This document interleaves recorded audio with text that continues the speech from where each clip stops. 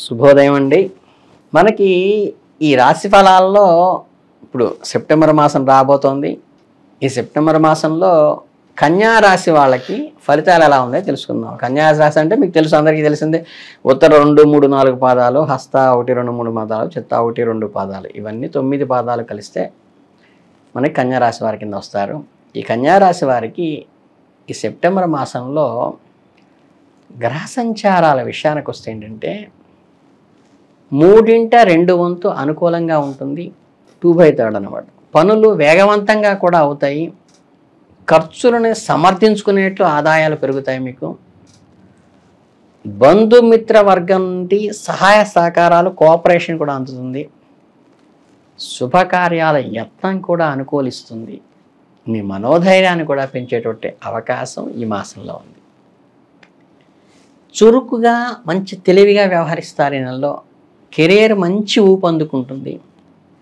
మీ సంభాషణ నైపుణ్యం ఏదైతే ఉందో, ఇంటలెక్చువల్ వొకాబులరీ, ఇది మీ పనితీరుపై సానుకూల ప్రభావం చూపిస్తుంది. అలాగే ఈ పోటీ పరీక్షలు, కాంపిటేటివ్ ఎగ్జామ్స్ రాసేవాళ్ళకి కానీ, ఇంటర్వ్యూస్కి అటెండ్ అయ్యే వాళ్ళకి కానీ ఈ సమయం మంచి అనుకూలమైన విషయంగా చెప్పవచ్చు. విద్యార్థులకు కూడా ఈ నెల అనుకూలంగా ఉంటుంది. కష్టపడి చదివితే మంచి ఫలితాలు సాధిస్తారు.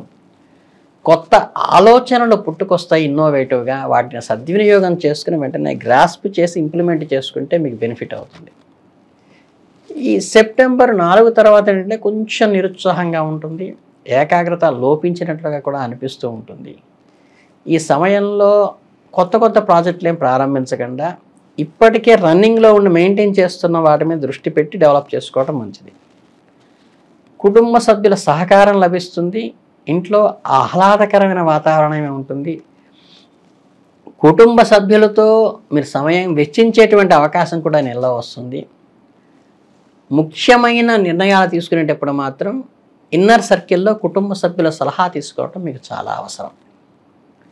ఇకపోతే సెప్టెంబర్ 18 తర్వాత ఏంటంటే కుటుంబ సభ్యులతో కొన్ని చిన్నపాటి విభేదాలు సెప్టెంబర్ 18 తర్వాత వస్తాయి. వాటిని అన్నెసరీగా పెద్దవి చేసుకోకుండా కొంచెం సామరస్యంతో సంయమనం పాటిస్తే, లౌక్యం పాటిస్తే సరిపోతుంది. ఈ నెలలో వచ్చేసి ప్రేమ వ్యవహారాలు ఎవరైతే ఉంటాయో కొన్ని అప్ అండ్ డౌన్స్గా ఉంటాయి. వేవ్ లెంగ్త్, మీ మనసులో ఏమన్నా స్పష్టంగా చెప్పటము, క్లారిటీగా క్లియర్గా చెప్పండి. అపోహలకి, అనుమానాలకి ఎక్కడ తావివ్వకండి. కొన్నిసార్లు మీకు మీ ప్రేమైన వ్యక్తి ఒకరినొకరు అర్థం చేసుకోవడంలో ఇబ్బంది అయితే కలుగుతుంది. అలాంటప్పుడు ఓపికగా వ్యవహరించి మనసు విప్పి మాట్లాడుకుంటూ ఎదుటివారి మనసు అర్థం చేసుకుంటూ ముందుకెళ్ళటం ఈ నెలలో అవసరం. ఇక ఆదాయానికైతే ఏం లోటు ఉండదు. కొత్త ఆదాయ మార్గాలు కూడా వస్తాయి. పెట్టుబడులు కూడా లాభాన్ని ఇస్తాయి. అవితే ఆల్రెడీ ఎగ్జిస్టింగ్లో ఉన్నవే పెట్టుకోండి. అనవసరమైన ఖర్చులు పెరిగేటువంటి అవకాశం ఉంది. బడ్జెట్ వేసుకుని ఖర్చు చేయటం మంచిది. సెప్టెంబర్ 4 తర్వాత ఖర్చులు పెరిగే అవకాశం ఉంది కాబట్టి ఆర్థిక విషయాల్లో ఆచితూచి వ్యవహరించండి. ఆరోగ్యం బాగుంటుంది. మీ శక్తివంతంగా, ఉత్సాహంగా ఉంటారు. కొత్త వ్యాయామాలు ప్రారంభించండి. ఆరోగ్యకరమైన అలవాట్లను, వాకింగ్ని అలవాటు చేసుకుంటే కూడా ఈ నెలలో ప్రారంభిస్తే మంచిది.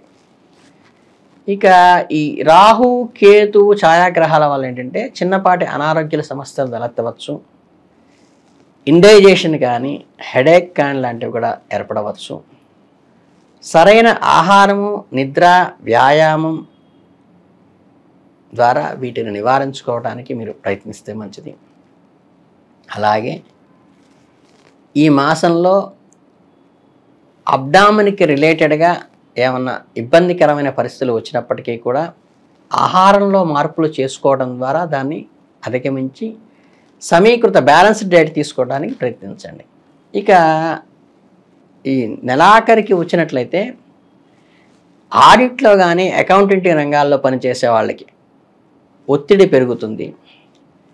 ప్రత్యేకంగా ఆర్థిక సంవత్సరం ముగింపు, పన్ను సీజను, కీలక నిర్ణయాల్లో ఈ రంగాల్లో నిపుణులు పెరిగిన పనిభారం వల్ల ఈ అదనపు ఒత్తిడి ప్రమోషన్లు లేదా జీతం పెంపు వంటి వృద్ధి అవకాశాలు కూడా ఇంప్లిమెంట్ అయినప్పటికీ కూడా బర్డెన్గానే మారుతుంది. ఉద్యోగులు తన పనిభారాన్ని కొంచెం ఓపికతో సమయంతో పాటిస్తే అవసరమైన మద్దతు మీకు లభిస్తుంది. మీరు ఉన్నత ఉద్యోగస్తులుగా వెళ్ళటానికి ఇది ఫౌండేషన్గా ఉపయోగపడుతుంది. ఉద్యోగం కోసం చూస్తున్న వారికైతే కొత్త వారికి అవకాశాలు ఉంటాయి. ప్రత్యేకించి ఆర్థికంగా అకౌంటింగ్లో పనిచేసే విస్తరిస్తున్నందు వల్ల కొత్త ప్రాజెక్టులు చేపట్టడానికి అనుకూలంగా వస్తుంది. మీ ప్రతిభని ఎక్స్పోజ్ చేసుకోవడానికి కూడా ఉపయోగపడుతుంది. ఉద్యోగార్థులు తమ నైపుణ్యాన్ని పదును పెట్టుకోవటం, ఈ నెట్వర్కింగ్ని తెలుసుకోవడం ద్వారా కూడా అవకాశాలను అందిపుచ్చుకోవడానికి ఉపయోగపడుతుంది. మీ వాహనాలు ఎవరైతే ఉంటాయో వెహికల్స్ ఇతరులకు అప్పగించడం మంచిది కాదు. ఈ నెలలో వారికి చెల్లుబాటు అయ్యే డ్రైవింగ్ లైసెన్స్ ఉందని, వారు బీమా చేయబడ్డారని నిర్ధారించుకుని మాత్రమే మీ వెహికల్స్ ఇవ్వండి. ఎందుకంటే వాహనాలు ఇతరులకి ఇవ్వటం ద్వారా ఇబ్బందులు పడే అవకాశం ఉంది కాబట్టి మ్యాక్సిమం మొహమాట పడకుండా అవాయిడ్ చేస్తే నెలలో మంచిది. ఇది మీ భవిష్యత్తుకు వివాదాలు నివారించటంలో ఉపయోగపడుతుంది. జాగ్రత్తగా గమనించండి. మీడియా కానీ ప్రైవేట్ రంగాల్లో పనిచేసే వారికి కానీ కొన్ని మార్పులు సానుకూలంగా ఉండవచ్చు. ఈ రంగాల్లో నిరంతరంగా అభివృద్ధి చెందుతున్నాయి కాబట్టి కొత్త సాంకేతిక మరియు పోకడలకు అనుగుణంగా దాన్ని అర్థం చేసుకుని మీ ఓల్డ్ థియరీని మార్చుకోండి. కొత్త ఉద్యోగ అవకాశాలు సృష్టించుకోండి. కొత్త నైపుణ్యాలను నేర్పరచుకోండి. పనిచేసే వ్యక్తులతో జాగ్రత్తగా సంయమనం పాటించండి. మీ తెలివితేటలతో సమగ్రత ఇంటిగ్రిటీతో ముందుకు వెళ్ళండి. మొత్తం మీద ఈ సమయంలో వివిధ రంగాలలో ఉన్న వ్యక్తులను సవాళ్ళు ఎదుర్కొంటారు. అవకాశాలతో కూడుకున్నప్పటికీ కూడా మన పరిస్థితిని అంచనా వేయటం, మనల్ని మనం సిద్ధం చేసుకోవటం, మన లక్ష్యాలను సాధించుకోవటం కోసం టెక్నాలజీని ఉపయోగించటం కోసం మాత్రం చాలా ముఖ్యమైన విషయం.